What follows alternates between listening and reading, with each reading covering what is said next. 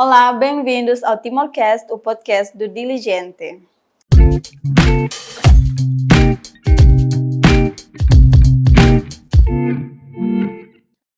Hoje vamos falar sobre ciência e tecnologia em Timor-Leste, do seu progresso e do que está a ser feito.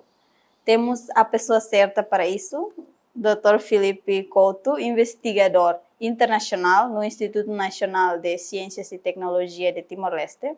Trabalha no Instituto há 3 anos e vai falar um pouco sobre os trabalhos desenvolvidos e sobre as investigações científicas no país. Olá, Dr. Filipe, como está? Olá, muito boa tarde. Estou muito bem, muito obrigado. Obrigada. Obrigado pelo convite. Obrigada, foi um prazer poder ter você aqui conosco no nosso O podcast. prazer é todo meu. Pode contar-nos um pouco sobre o seu trajeto profissional e como acabou a trabalhar no Instituto Nacional de Ciências e Tecnologia de Timor-Leste? Certo. E agradeço antes de mais a questão e o convite que foi endereçado para mim.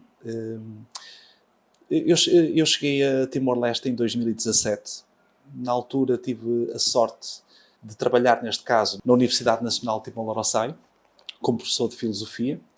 Estive lá 4 anos. Durante esse período de tempo trabalhei também no Instituto de Filosofia e Teologia Dom Bosco, durante 2 anos, e fiz alguns trabalhos também como docente para outras instituições. Entretanto, surgiu a oportunidade de poder ir trabalhar no Instituto Nacional de Ciência e Tecnologia. Portanto, o Instituto, na altura, abriu um concurso para investigador. Achei que tinha o perfil adequado para a função, candidatei-me e consegui entrar. Desde então,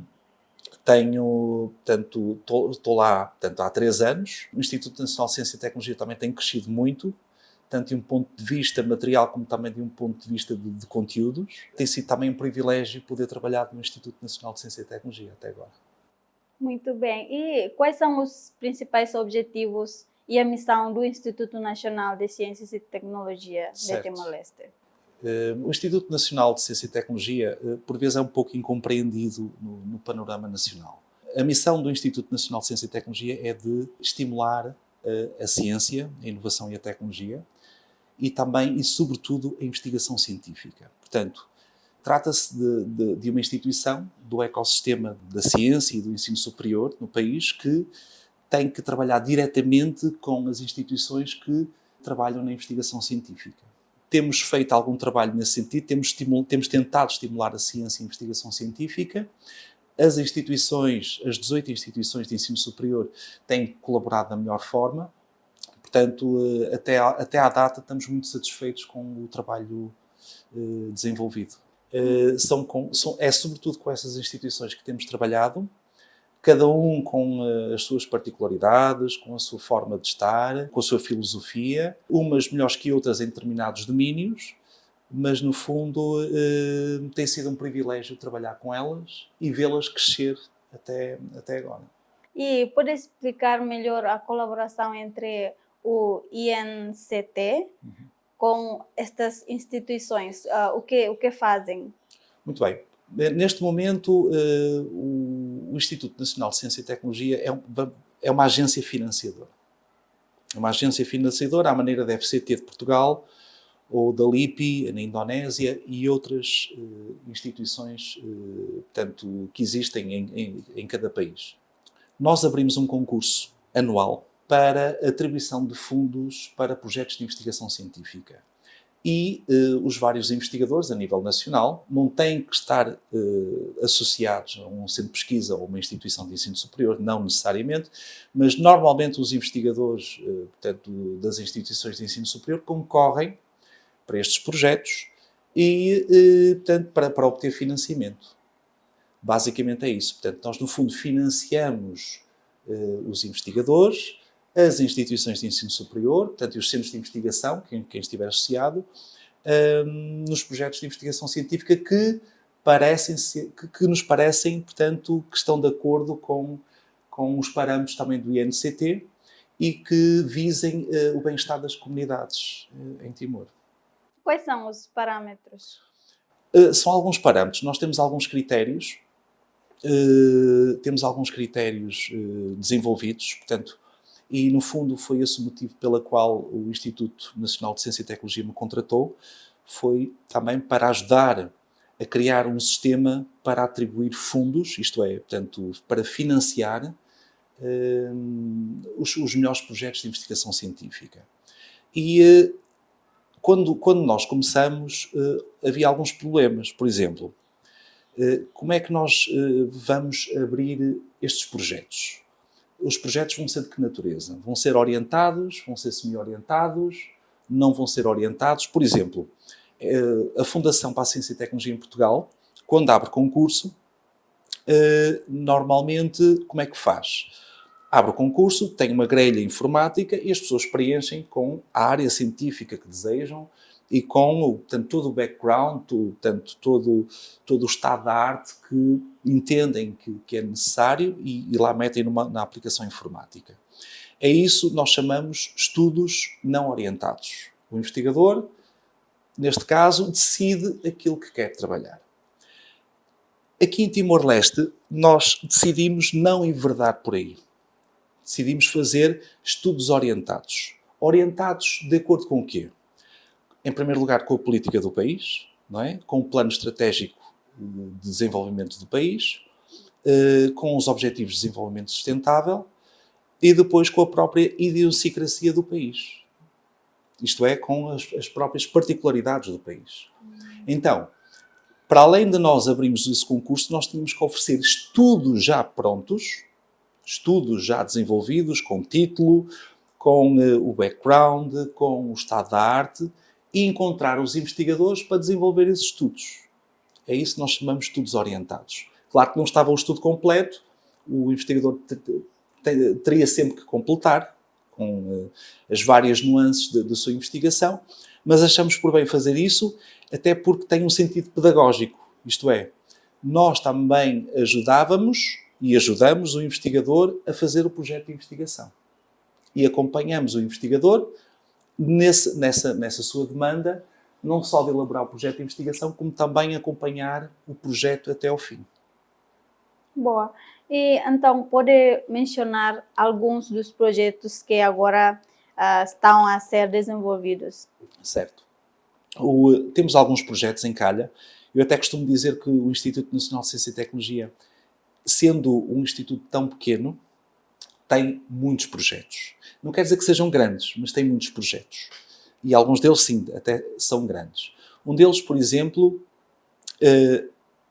permitam-me indicar, um dos motivos porque fui contratado foi para ajudar a desenvolver o plano estratégico.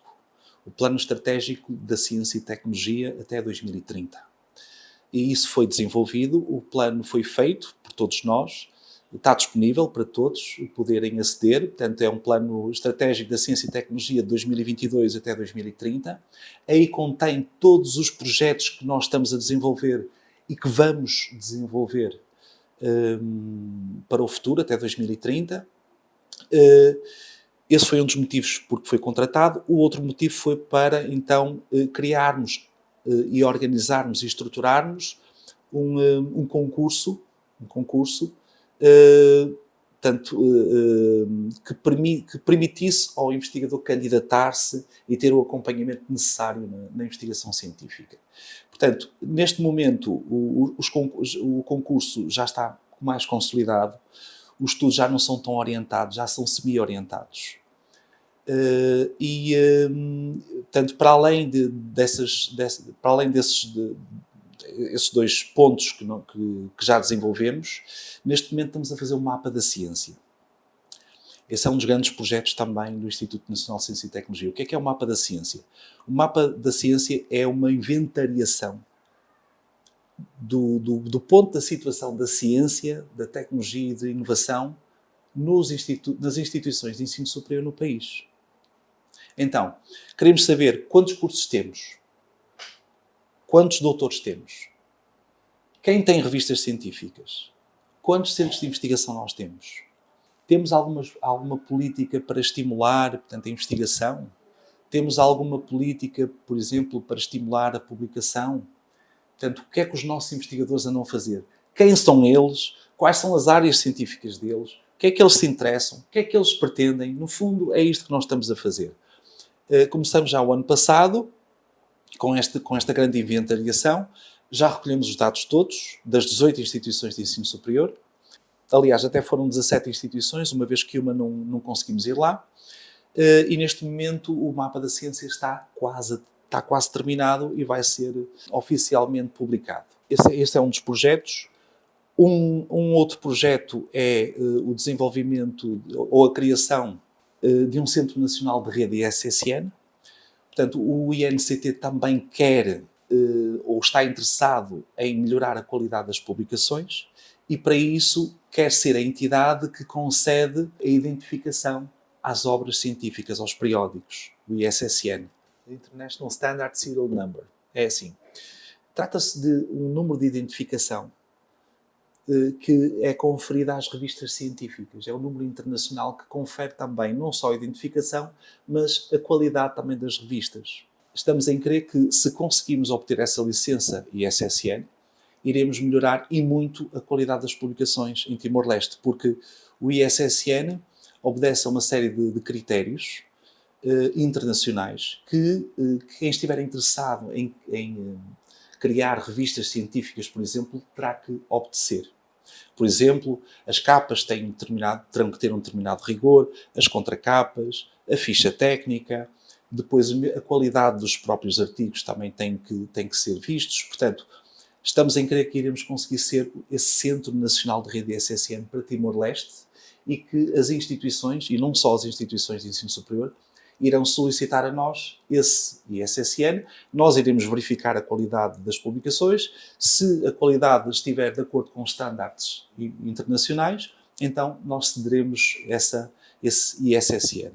Esse é um dos projetos. Outro dos projetos também que queremos fazer é a plataforma do investigador. Existe em todo lado, a plataforma de GOIS, a plataforma da ciência em Portugal. Aqui nós também queremos criar uma plataforma para o investigador, que está em curso neste momento.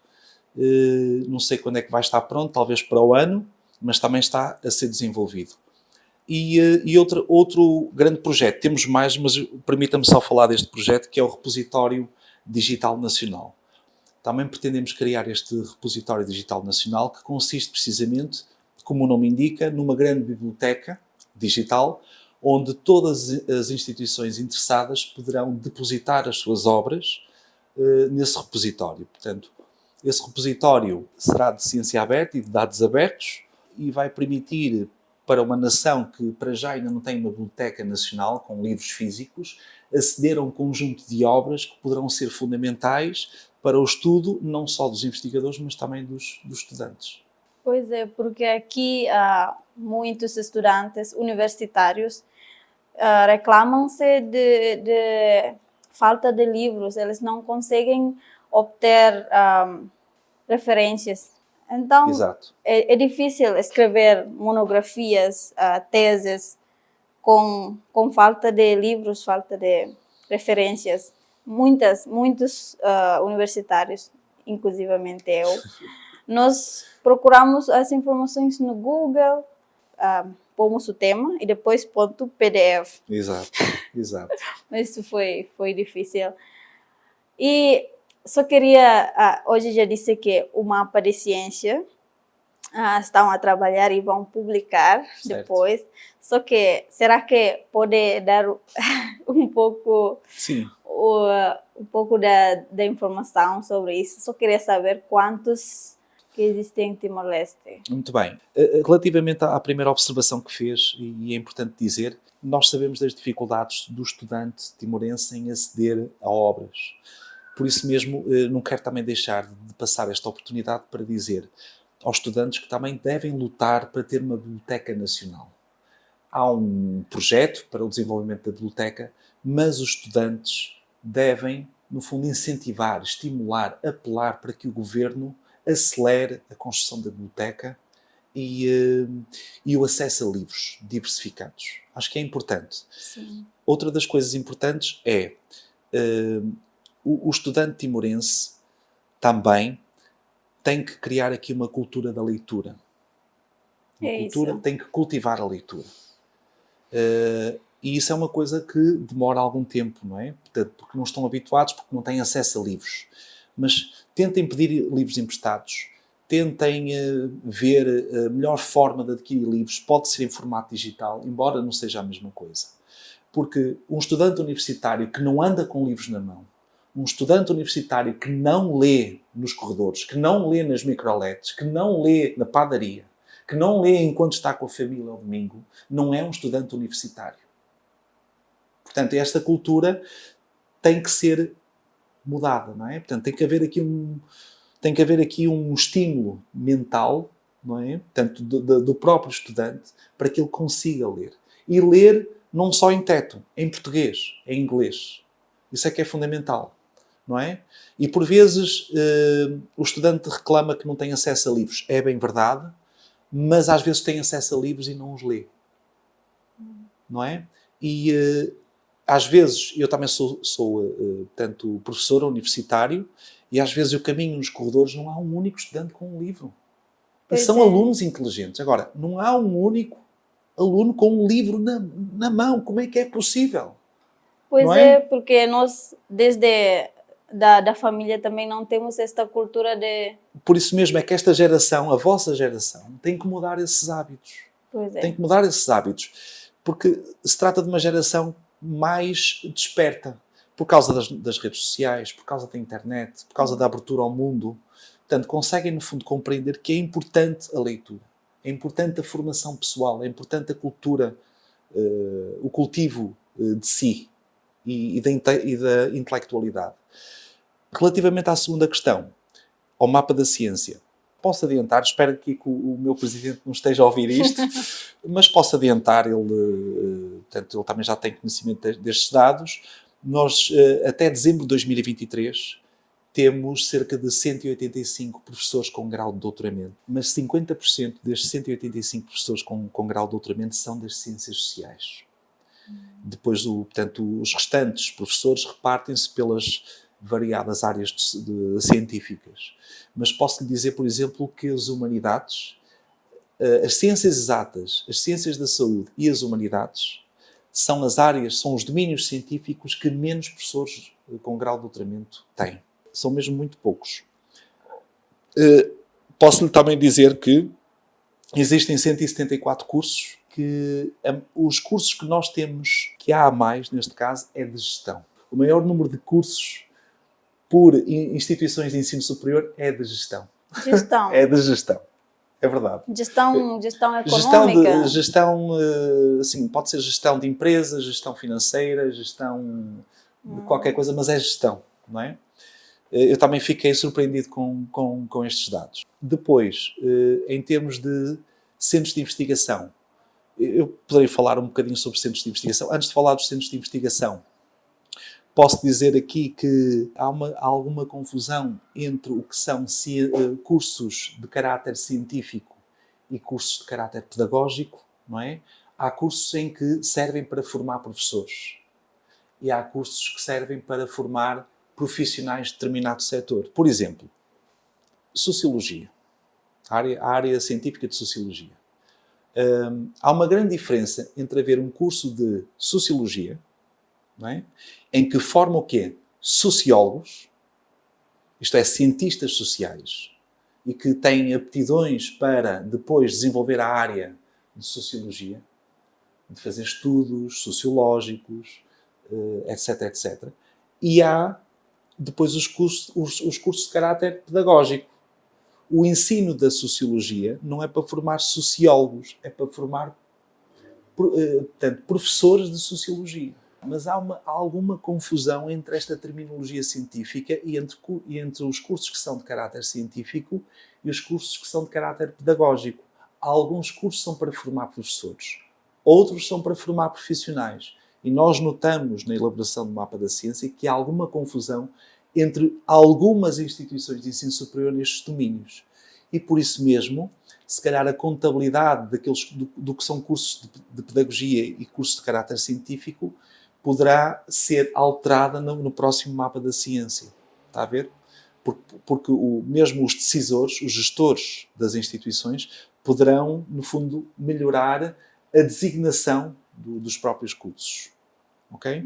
Já mencionou muitos trabalhos, muitos projetos que o Instituto está a fazer agora, está a desenvolver.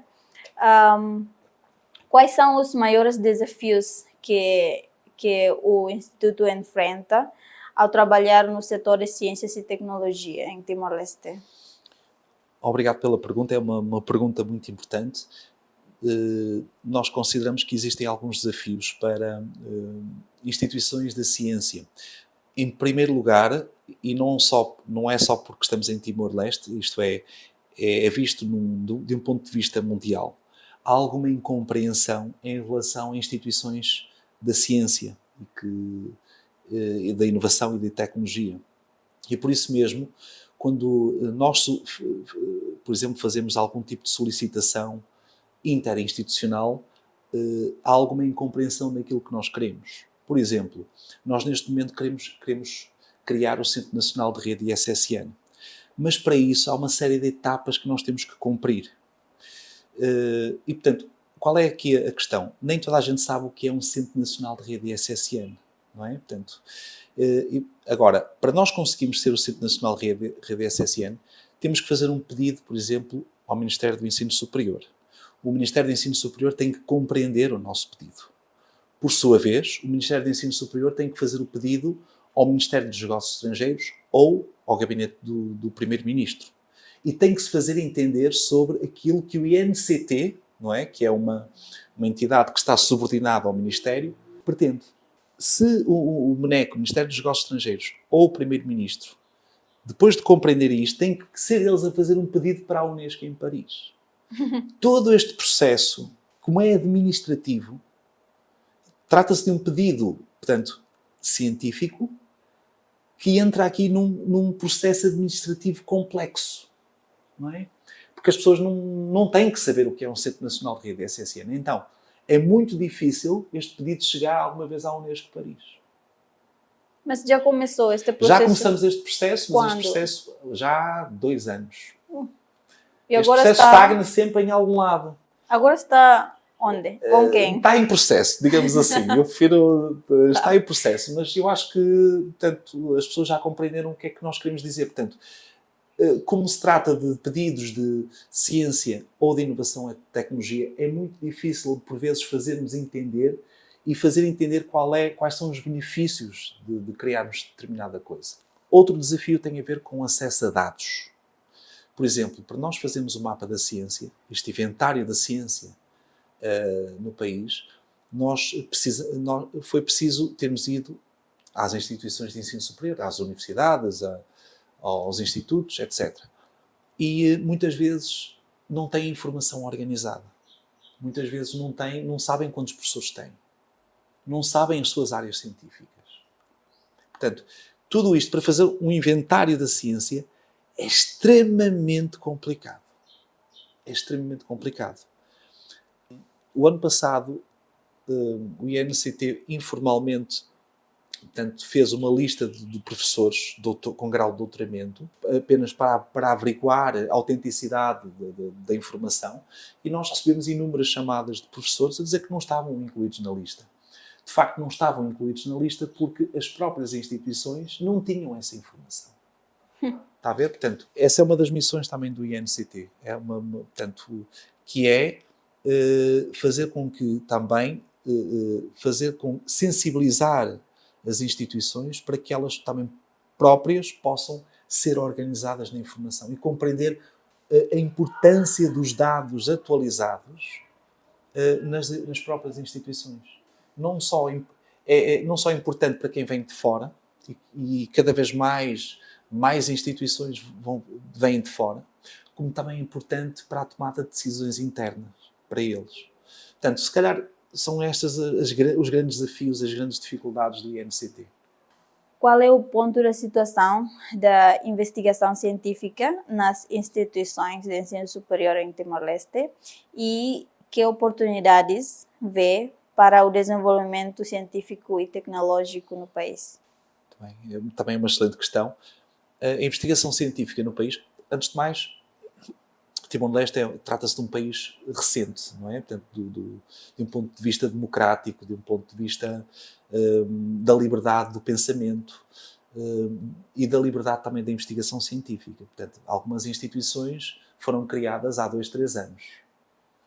Vamos falar assim, não é? Isso é importante também o leitor compreender. Portanto, algumas instituições de ensino superior foram criadas há pouquíssimo tempo. E, portanto, o ensino superior tem um ecossistema da ciência, da tecnologia e da inovação que vai ao encontro, ou pelo menos está a ir ao encontro das necessidades das instituições. Nos últimos 10 anos, a ANA tem tido um papel muito importante na certificação dos cursos, dos professores, dos currículos, de todas as instituições de ensino superior. E, portanto, isso tem sido importante para a consolidação dos próprios cursos e da consistência dos próprios cursos e currículos. Agora, estamos a entrar numa nova fase, pelo menos essa é a minha leitura, da investigação científica. Portanto, as instituições também entendem que têm um papel aqui importante que se diferencia do ensino secundário, que é a própria investigação, não é? E, a meu ver, a investigação científica é fundamental nas instituições de ensino superior. E, portanto, está numa fase inicial. Portanto, a investigação científica em Timor-Leste está numa fase inicial. Posso lhe dizer que, neste momento, há 4 instituições de ensino superior que têm centros de investigação. Mas com 2, 3 anos, não mais. E que estão já, portanto, a desenvolver as condições para o desenvolvimento da investigação científica. E, portanto, o INCT tem que não só estimular o que eles têm vindo a fazer, como também ajudar a criar esses centros de investigação. Não só os centros de investigação, os investigadores, em termos de metodologia de trabalho científico, em termos de financiamento, em termos de bibliografia e em termos também de condições físicas para eles poderem investigar. Esse é o papel do INCT.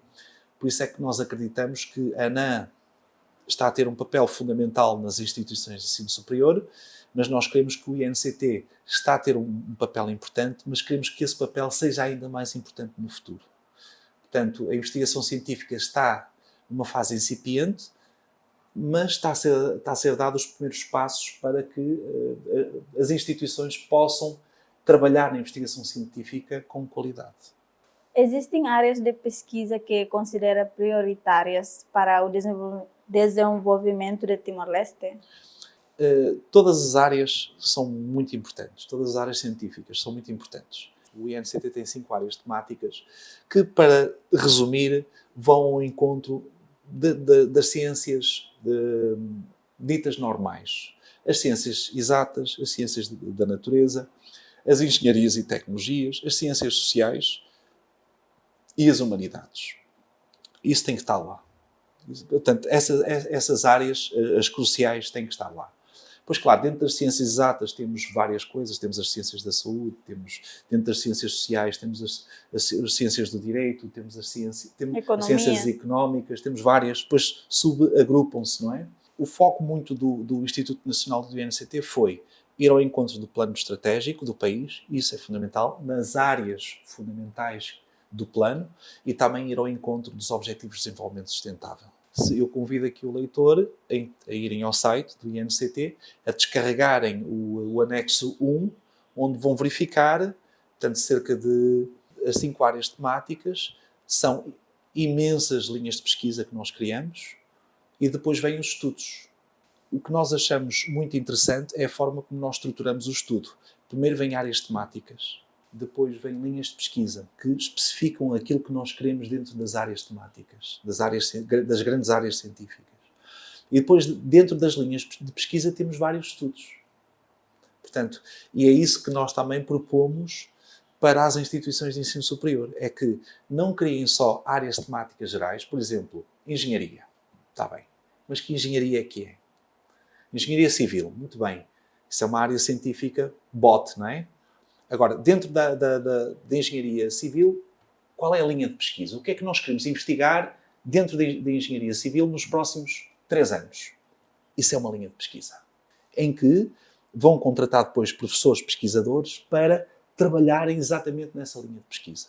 Por exemplo, pode ser o estudo de pontes, de construção de pontes. Onde é que em Timor-Leste se pode construir pontes, tendo em conta a ligação das várias comunidades. Então, vamos criar uma linha de pesquisa para isso. Nos próximos 2 ou 3 anos, vamos estudar isto. Então, qual é a vantagem de ter uma linha de pesquisa e depois estudos dentro dessa linha de pesquisa? É que permite a especialização dos próprios investigadores numa área que pode ser determinante para a nação. Muito bem. E que recursos e apoios financeiros, humanos, tecnológicos o Instituto considera essenciais para melhorar o seu trabalho? O Orçamento Geral do Estado para o INCT financiar a pesquisa científica é muito baixo. Portanto, com certeza que o Governo faz o que pode em termos de atribuição orçamental, mas o que é certo é que nós precisamos de ajuda para financiarmos a investigação científica. E aqui é necessário também termos parceiros internacionais, nacionais e internacionais, que ainda não temos. Portanto, esse é o trabalho que estamos agora a fazer. Estamos à procura de parceiros nacionais e internacionais que queiram entrar na investigação científica, que vejam a importância da investigação científica para o desenvolvimento do país, que queiram também financiar essa investigação científica, sobretudo a parte da indústria. Queremos unir a indústria também às universidades, não é? Queremos também que a indústria patrocine projetos que sejam do seu interesse. E, portanto, aqui há um longo caminho a percorrer. Mas é esse o único caminho a percorrer. Só com o Orçamento Geral do Estado não vamos conseguir atingir todos os nossos objetivos. Então, o Orçamento Geral do Estado, para este ano, por exemplo, consegue financiar quantos projetos da investigação científica? Neste momento temos 11 projetos. 11 projetos de investigação científica. A nível nacional é pouco. Temos que ter menos projetos para atribuirmos mais orçamento aos mesmos projetos.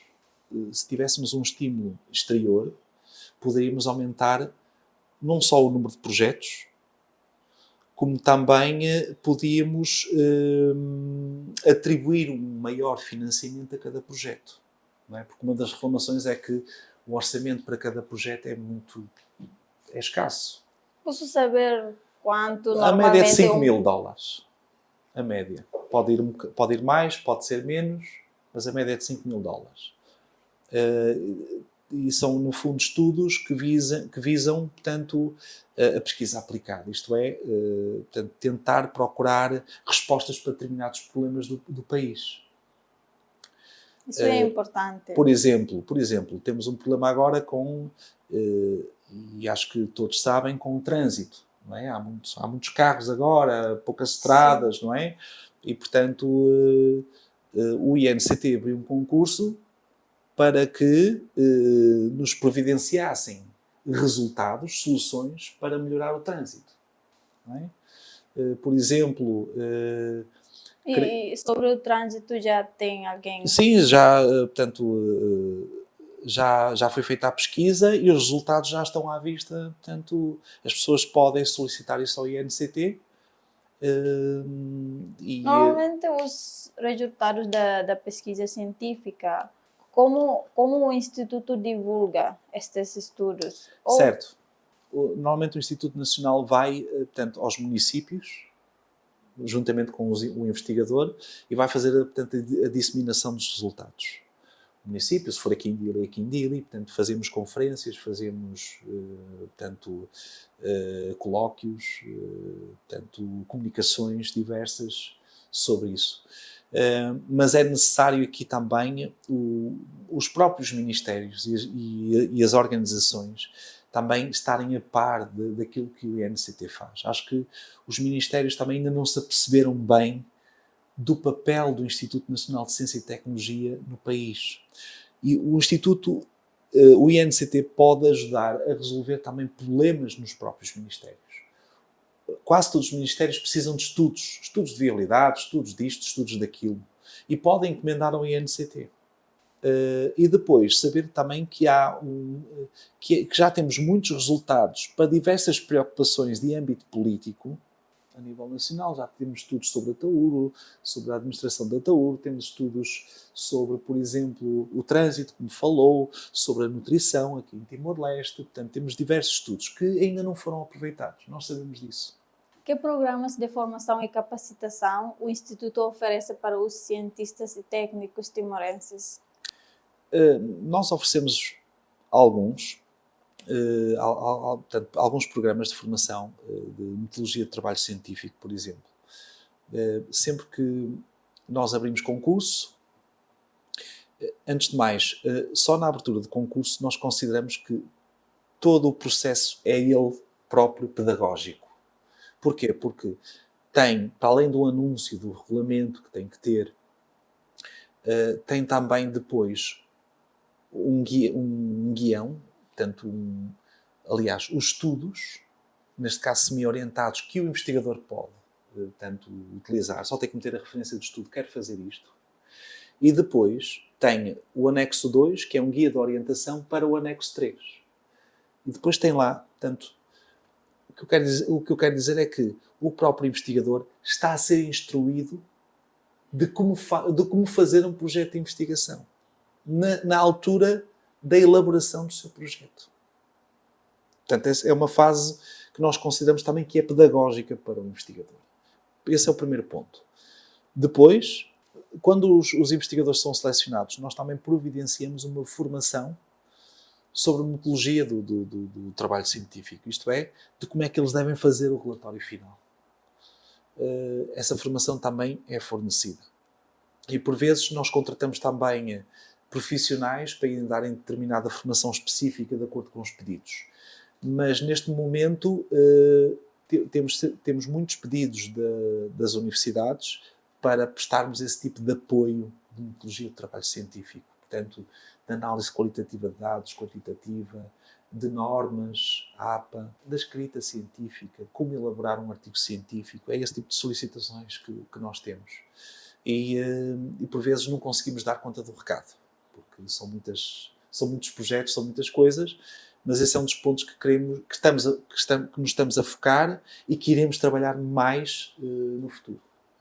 Existem iniciativas específicas para estimular a participação de jovens e mulheres na ciência e tecnologia? Essa também é uma excelente pergunta e no nosso plano estratégico também está previsto a criação de concursos mais para jovens cientistas. Queremos também envolver os estudantes e os jovens investigadores na pesquisa. E até agora, como nós temos estado a criar os alicerces do Instituto Nacional, não é, em termos de consistência, confesso que é um ponto em que nós não temos abordado tanto, mas que está lá, está presente, está no nosso plano estratégico. Queremos trabalhar com os jovens. Portanto, há 3 anos, salvo erro, abrimos um concurso para jovens cientistas em que eles tinham que mostrar o melhor trabalho científico e foram premiados por isso. Neste momento, nós prevemos a abertura talvez de um concurso para para a melhor obra científica, jovens investigadores timorenses, assim é que é, talvez para o ano. Vamos ver se conseguimos concretizar isso. Mas sim, portanto, os jovens também são uma prioridade do INCT e devem ser, e tem que ser uma aposta no futuro. E quais são os planos futuros do Instituto para continuar a promover a ciência e a tecnologia no país? Muito bem. Há alguns projetos. Neste momento nós também estamos a trabalhar, para além do mapa da ciência, como lhe falei, portanto, entrou em vigor uma campanha nacional de sensibilização de ética de investigação, que se chama Lá e a Ética, Lá e a Ciência. Se não há ética, não há ciência. Como eu estava a dizer, essa campanha nacional entrou em vigor este ano. Nós só visitamos ainda 2 instituições. Fomos lá, portanto, o objetivo é sensibilizar os estudantes, os professores e os investigadores para a ética de investigação. Há muitas pessoas em Timor que, portanto, não compreendem a importância da ética de investigação. Muitas vezes plagiam e não sabem que estão a plagiar. Muitas vezes falsificam dados e não sabem que estão a falsificar. Por vezes fabricam dados e não sabem que estão a fabricar. Da mesma forma, nós temos que acabar de uma vez por todas com a corrupção, mesmo no ensino superior. os orientadores não podem receber dinheiro por orientar estudantes de demografia. Isso tem que ser denunciado. Sim. Portanto, a ética de investigação começa na própria ética da instituição. E na alerta para os jovens e professores, não é? Que muitos não sabem que isso é um erro. Muitos professores não sabem que aceitar dinheiro de um orientando é um erro. Porque o seu mestre fez o mesmo com ele. Pois. Portanto, encara que é uma situação natural, mas no fundo não é. Não é? Nós temos que desmistificar essa situação. Portanto, o orientador não pode pedir dinheiro aos alunos. Depois, o plágio. Estamos também a ir às instituições para explicar o que é o plágio e o que não é plágio. Quais são as formas de evitar o plágio. Também indicamos como é que as pessoas devem abordar tanto uma pessoa antes de fazer uma entrevista, por exemplo, antes de fazer um inquérito, não é? Tem que ter o consentimento informado. Muitos jovens não têm essa noção, em todos os aspectos. Estamos a desenvolver um manual de ética de investigação, vamos providenciar para as instituições de ensino superior e neste momento visitamos 2 instituições, tencionamos pelo menos visitar mais 2 ou 3 este ano. Para o outro ano vamos intensificar um bocado mais as visitas. As solicitações por parte das instituições vamos tentar responder. Se uma instituição pedir para a gente ir lá mais que uma vez, nós iremos, se conseguirmos. Queremos muito o repositório digital nacional, queremos muito, achamos que é importante, é um projeto nacional importante, enquanto não há uma biblioteca nacional para os timorenses. Achamos que vai facilitar muita coisa. E queremos também ajudar o país nas publicações científicas, sendo um Centro Nacional de Rede SSN. Queremos também ser uma agência nacional DOI, atribuir, portanto, a identificação dos objetos digitais em Timor-Leste, nem que seja através do nosso repositório. E, portanto, há outros projetos, certamente, mas agora também não me lembro de todos, mas esses são dos mais importantes. O seu background acadêmico é na área de filosofia. Você esteve 4 anos a lecionar filosofia na Universidade Nacional de Timor-Leste. Sim. Como caracteriza a filosofia no país? Muito bem.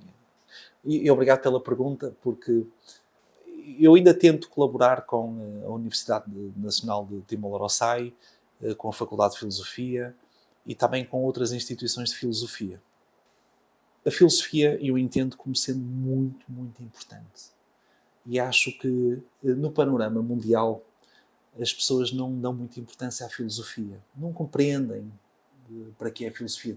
Muitas vezes não há informação sobre ela. Porque trata-se de um saber que, quando se aprende, não é imediato. Quando nós aprendemos engenharia, é para nós, no fundo, aplicarmos a engenharia a alguma coisa, não é? Quando nós aprendemos uma ciência, nós conseguimos aplicar logo a ciência a alguma coisa. A filosofia não é assim.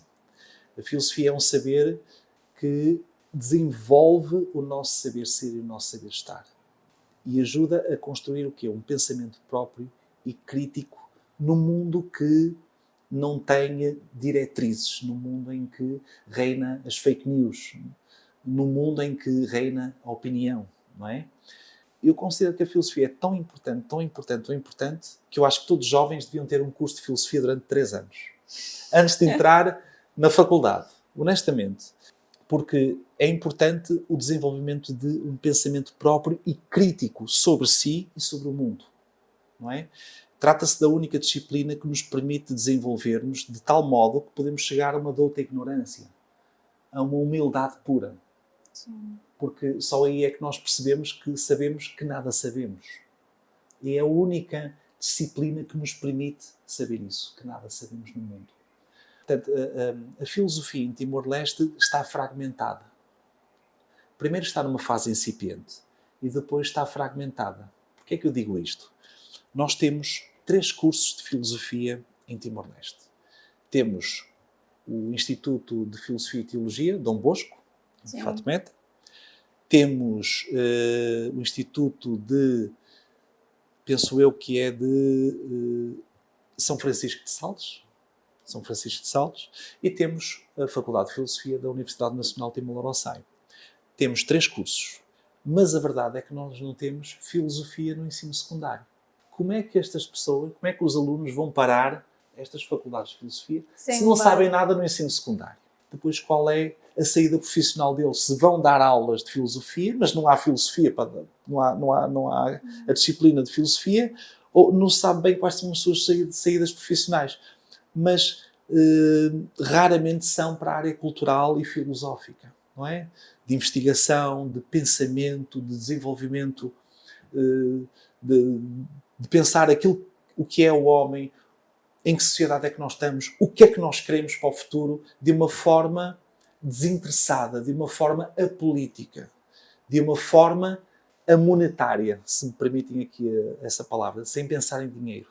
Pensar de forma genuína qual é o futuro para os timorenses. Como é que os alunos vão desenvolver pensamento crítico e próprio se não há filosofia no ensino secundário? Que, a meu ver, é uma das disciplinas mais importantes para o desenvolvimento do pensamento, que é uma coisa fundamental em Timor-Leste. Aquilo que é fundamental em Timor-Leste é ignorado. E, portanto, por isso é que Timor-Leste ainda não tem pensadores. Pessoas que se preocupam com a sociedade, pessoas que se preocupam com o homem, pessoas que se preocupam com o rumo do país. E não politicamente. E que tracem estratégias e construam projetos que visem melhorar o homem, a cultura e o bem-estar da sociedade timorense. Quando a filosofia é boa num país, o país desenvolve de uma forma impressionante. Foi à custa dos nossos pensadores que as sociedades também ocidentais se desenvolveram muito rapidamente. E é assim que eu vejo a filosofia no país. E por isso é que a filosofia é tão importante. É muito importante. E acho que os decisores políticos, os jovens, devem lutar por ela. Para haver uma filosofia timorense, digamos assim, em jeito de piada, não é? Será que há um pensamento em Timor? Não é? É bom pensarmos sobre isso. É bom que as pessoas também comecem a pensar nisso. E é bom que os jovens comecem também a pegar nos livros e a estudar e a ver o que é que os outros filósofos e cientistas fizeram. E perguntarem, olharem em volta, olharem atentamente a realidade e perguntarem-se a si próprios: o que é que eu posso fazer? E há muita coisa a fazer. Não podemos estar eternamente sentados numa cadeira com a família. Podemos estar sentados e também a pensar noutras coisas. Basicamente é assim que eu vejo a filosofia. Muito bem.